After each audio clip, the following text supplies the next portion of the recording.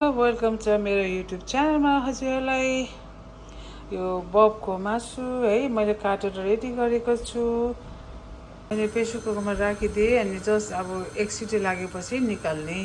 ल मैले उसिनेर रेडी गरेँ है। अब पानी चाहिँ फाल्दिएँ, मैले ट्रेमा राख्दिएँ। अब यसलाई चाहिँ म ओभनमा राखिदिन्छु।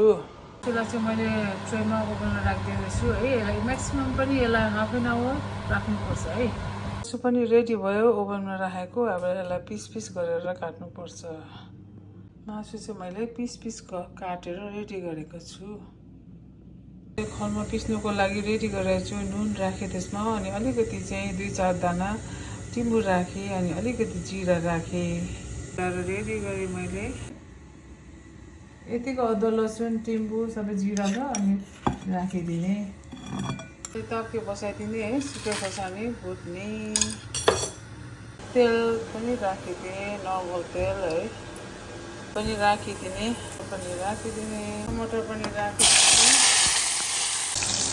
एकछिनसम्म पकाइराख्ने, टमाटर नगलेसम्म। भुटेको खोर्सानीलाई चाहिँ पिसेर रेडी गरिसकेँ। अनि अघि पिसेको ब्लेन्डर पिसेको राखिदिने। मेथी र बेसा झारेको छ, यो पनि राखिदिने। मोलिदिने यसरी। तोरीको तेल राखिदिने। हेलो नमस्ते हजुरहरूलाई फेरि पनि नयाँ भिडियो लिएर आएको छु। यो चाहिँ बबको छोइला हो। मलाई रिक्वेस्टमा चाहिँ कमेन्टमा चाहिँ यो चाहिँ बबको छोइला हो होइन। यस उहाँ कमेन्ट चाहिँ आमाको किचनको सिस्टरले मलाई चाहिँ फेरि पनि बब छोइलाको भिडियो लिएर आउनु न भन्दाखेरि चाहिँ उहाँको अब यसको रेसिपी एउटा देखिहाल्नु होला। अब यो चाहिँ त्यो बनाएको बक्सको चाहिँ छोइला यो हो होइन। अब हामीले चाहिँ मुकब्याङ पनि अलिकति गरेर देखाउँ कि भनेर मुकब्याङ पनि हेरिदिनु होला। Thank you very much for आमाको किचन के अरे तपाईँले कमेन्ट्स गरिदिनु भएकोमा। ल अब चाहिँ जति सक्दो छिटो जम्की जम खाने हो। ल नमस्ते। यहाँ चाहिँ नर्मल केही छैन। आलु अब ढक्क, अनि यहाँनिर साग, चोइसाम, अनि सलाद, अनि यो दाल भएको होइन। अनि त्यहाँदेखि नर्मल त्यही छोइला। अघि रेसिपी तपाईँले हेरिसक्नुभयो। अब चाहिँ झ्याम्की झ्याम खाने मात्रै हो।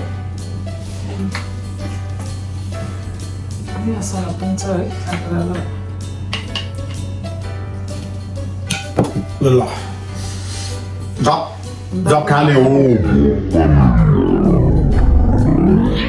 होइन। जति सक्दो छिटो कसले खाने भन्ने मात्रै हुन्छ अब यहाँनिर।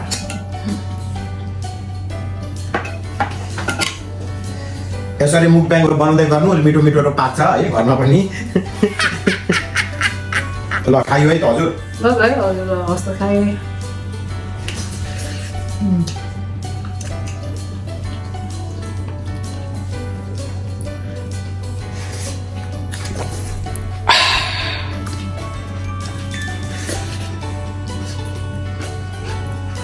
अरे यस्तोहरू खाँदा चाहिँ अब इन्जिन पनि अलिक दौड्नु पऱ्यो, एक्सर्साइज पनि गर्नु पऱ्यो।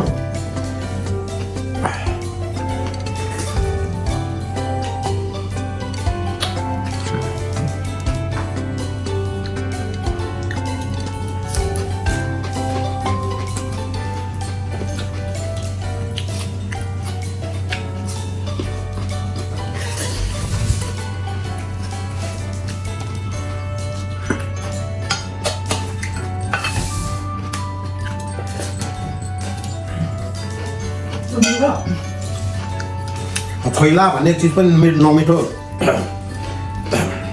हुन्छ होला त्यसै बेरलाई।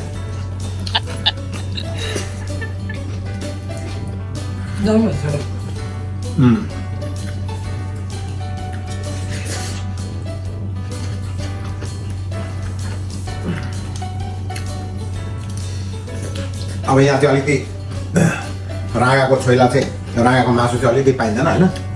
त्यसले गर्दाखेरि चाहिँ अर्डर गर्नुपर्छ। अब अरूको मासु जस्तो जतिखेर पाए त्यतिखेर जहाँ पाए त्यहाँ पाउँदैन है। त्यसले गर्दाखेरि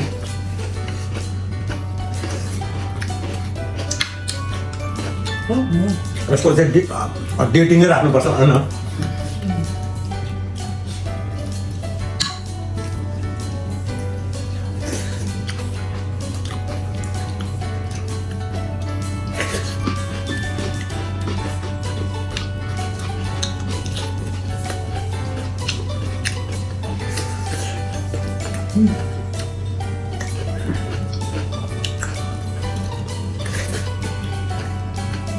अब हजुरहरूले रेसिपी अब देखिहाल्नु होला अब टेस्ट चाहिँ तपाईँहरूलाई भन्नु नमिल्ने त्यो रेसिपी हेरेर त्यसरी पकाएर यस्तो मिठो हुन्छ है यही टेस्टमा तपाईँहरूले पनि आनन्द लिनु होला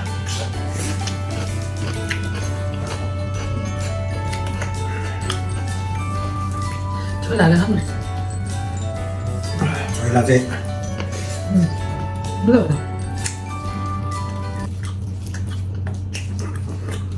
युनिकै छ हाम्रो नेपाली उसमा मेनुमा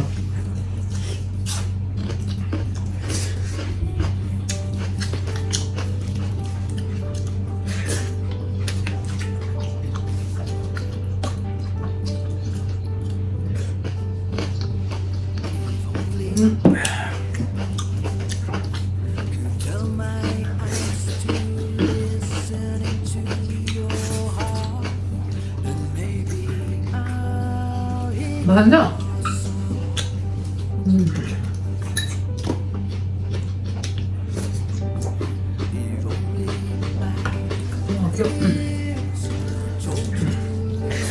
मेरो प्रिन्चरमा चाहिँ सागसब्जी यस्तो हरियो सागसब्जी मासु हुँदा हरियो सब्जी खानु जरुरी छ है अब 왜 삭스피네 내고 अब विन्टर छ है जाडो छ समरमा त बारीमा आफैले रोपिन्छ अब भइहाल्छ नि हाम्रो पनि बुन्दैछ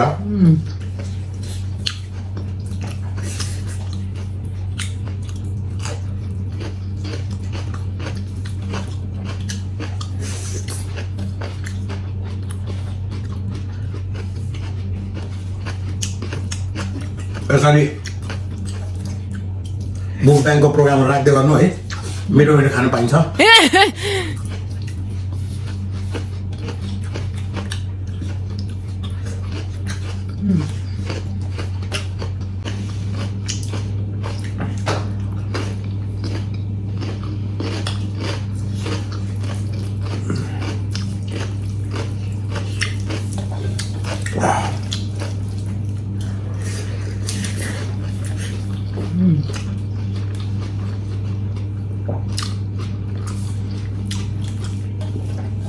मात्रै छ त के आज तपाईँलाई आज त मैले तपाईँलाई जितेँ मिठो भएर बोलीचाली सासै निस्केको छैन त के हो गरेको त सुनिन्छ त म त गर्छु न म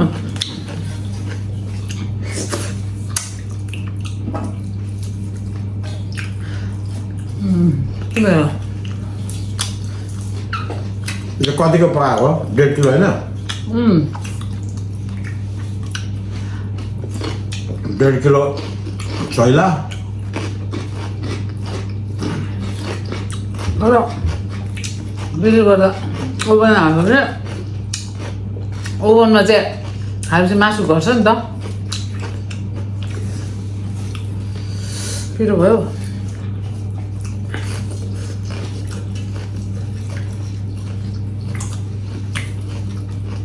लु पकाउनु थियो हजुरहरूले भिडियो मन पराइदिनुहुन्छ भने लाइक सेयर कमेन्ट्स अनि के हो सब्सक्राइब मेरो सक्यो